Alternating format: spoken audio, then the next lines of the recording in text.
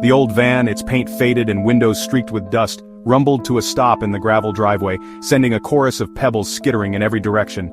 The engine coughed one last time before falling silent, leaving only the sound of birds and the distant hum of summer insects. For a moment everything was still, as if the house itself was holding its breath, waiting for the new arrivals. Dust flew up around the tires as four friends piled out, their laughter echoing across the quiet countryside. They stretched their legs, blinking in the bright sunlight, each one buzzing with anticipation for the adventure that lay ahead. The air was thick with the scent of wildflowers and sun-warmed earth, and the only thing louder than their excitement was the promise of a summer they'd never forget. "This place is huge!" Emily exclaimed, her eyes wide with awe as she took in the sprawling villa before them. The others followed her gaze, their faces lighting up with a mix of disbelief and excitement. It was the kind of house you only ever saw in old movies or storybooks, grand, mysterious, and just a little bit intimidating. The villa stood tall and imposing, its stone facade weathered by decades of wind and rain. Long shadows stretched across the lawn, painting the grass in deep greens and golds as the afternoon sun began its slow descent. The windows, tall and arched, seemed to watch the newcomers with silent curiosity, reflecting the sky in fractured, dusty panes. Vines crawled up its weathered stone walls, twisting and turning as if they were trying to reclaim the house for nature. The front door, heavy and ornate, stood slightly ajar, creaking softly in the breeze. Honestly, it looked like something straight out of a movie, a place where secrets lingered and every shadow and every creak of the floorboards told a story. "It's perfect for a haunted house," Josh said with a mischievous grin, his eyes glinting with the thrill of possibility. He loved to scare his friends, and the villa, with its looming towers and mysterious air, was the perfect setting for a few harmless pranks. The others rolled their eyes but couldn't help laughing, the tension breaking as they imagined the stories they'd tell about this place. Little did they know, Josh's words would prove truer than any of them could have imagined.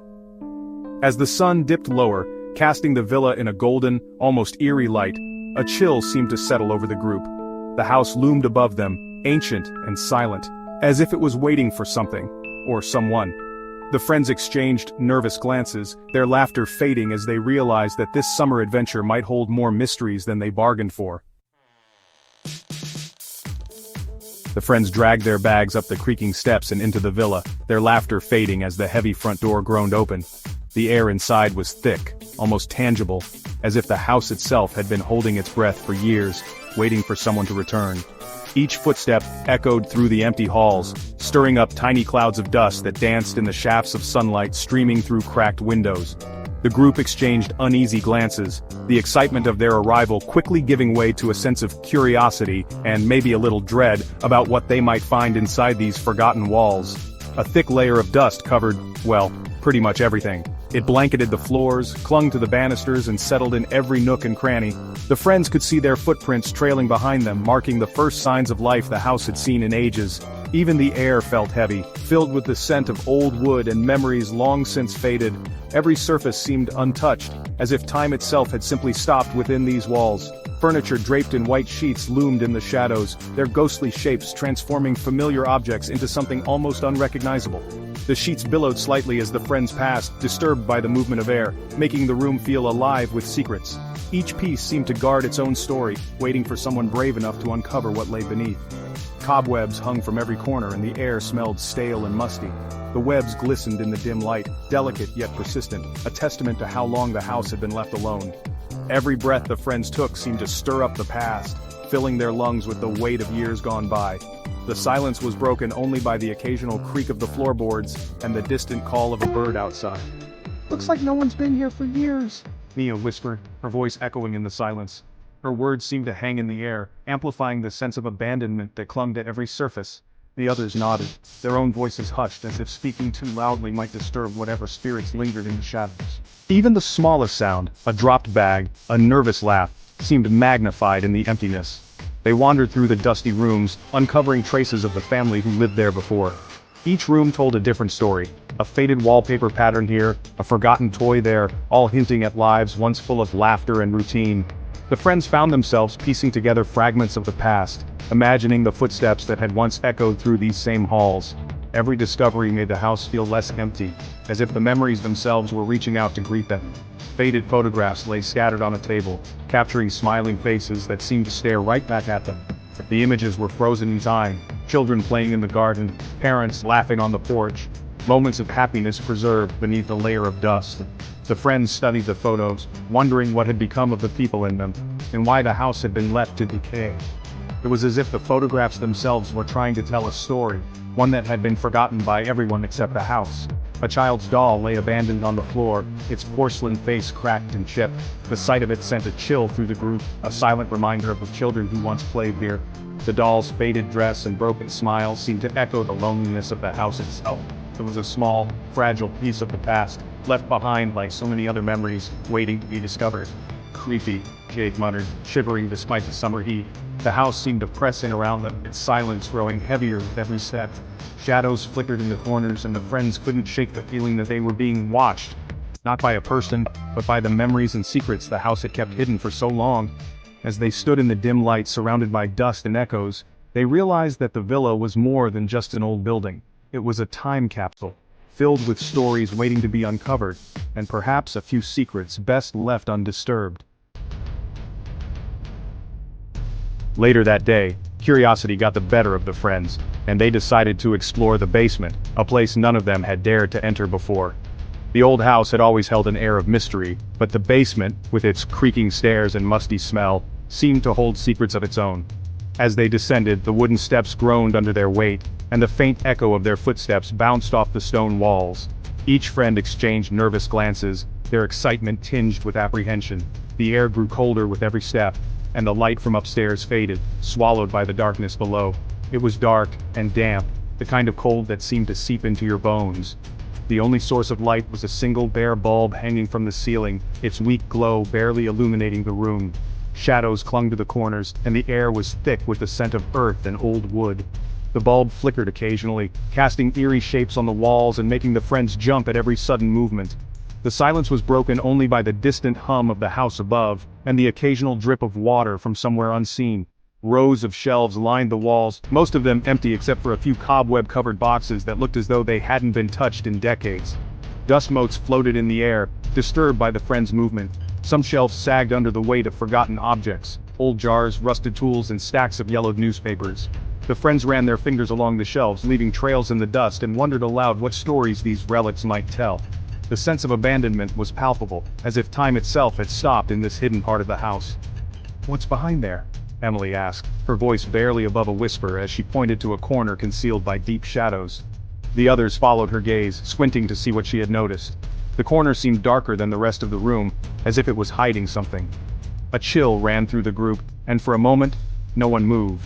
The silence grew heavier, broken only by the sound of their own breathing. It was as if the basement itself was holding its breath, waiting to see what they would do next. As they moved closer, the friends' flashlights revealed a wooden door, its paint peeling and warped with age. The door looked out of place, as if it had been added long after the rest of the basement was built. It was bolted shut with heavy iron latches, and across its surface the words, "Do not open," were scratched in jagged, desperate letters. The warning seemed old, but the message was clear. The friends exchanged uneasy glances, each wondering who had put the sign there and why. The door seemed to radiate a sense of foreboding, as if it was guarding something best left undisturbed. "That's strange," Josh said, a nervous tremor in his voice. He reached out but stopped short of touching the door, as if afraid of what might happen. A cold draft seemed to seep from beneath the door, carrying with it a faint, musty odor that made the friends shiver. The air felt heavier here, charged with an unspoken tension. Each of them felt the urge to turn back, but curiosity kept them rooted in place. What could be behind the sealed door? The friends stood in silence, the weight of the unknown pressing down on them, as the basement seemed to grow even colder and darker around them. That night, as the friends settled into their beds, the silence of the villa pressed in on them. Every creak of the floorboards, every rustle of leaves outside the windows, sent their hearts racing. Then, the noises started. A low thump from downstairs. The distinct sound of footsteps in the hallway, muffled whispers that seemed to come from the walls themselves. "Did you hear that?" Mia whispered, her eyes wide with fear. They huddled together in the dark, listening as the noises continued, each one seeming closer than the last. The next morning, Emily woke with a start. She had a strange feeling, as if someone was watching. She went into the dusty old bathroom and splashed water on her face. As she glanced at her reflection in the mirror, she froze. Her reflection blinked. Emily blinked. Her reflection kept staring, a sly smile spreading across its lips. It was gone in a flash, but Emily knew what she had seen. Panic surged through her. Was the house playing tricks on her, or was something truly sinister happening? Later that day, Jake was alone in the hallway, heading towards the stairs. He paused, a prickle of unease crawling up his spine. He could have sworn he saw a figure dart behind the heavy velvet curtain at the end of the hall. Heart pounding, he crept towards the curtain and yanked it back. There was nothing there, but the air felt heavy, as if someone had just been there. "Just my imagination," he muttered, trying to convince himself. But deep down, a seed of doubt had been planted. He couldn't shake off the feeling that they were being watched. That night, the whispers returned. This time, they were clearer, closer. They seemed to be coming from just outside their bedroom doors. The friends lay in their beds, paralyzed with fear, listening to the whispers swirling around them. They couldn't make out any words, but the voices were filled with an icy dread that chilled them to the bone. "We have to get out of here," Emily choked out, her voice trembling. But as they stumbled out of bed and towards the door, the whispers grew louder, more insistent. Panic surged through them. They raced down the hallway, desperate to escape the whispers and the oppressive atmosphere of the house. But every door they tried was locked, the handles cold and unyielding beneath their grasp. They were trapped. Suddenly the lights flickered and died, plunging them into darkness. A cold wind slammed doors shut, the sound echoing through the silent house like a scream. Terror took hold, tightening its grip on their chests. The friends huddled together in the darkness, their breaths coming in short, panicked gasps. The whispers surrounded them, swirling closer, their icy touch sending shivers down their spines. "This house, it's alive," Mia stammered, her voice barely a whisper. They had joked about a haunted house, but now, faced with the undeniable truth, they knew their lighthearted game had turned into a terrifying reality. The villa had secrets, dark secrets that were only just beginning to reveal themselves. And the friends were trapped within its walls, forced to confront the chilling truth. They weren't alone.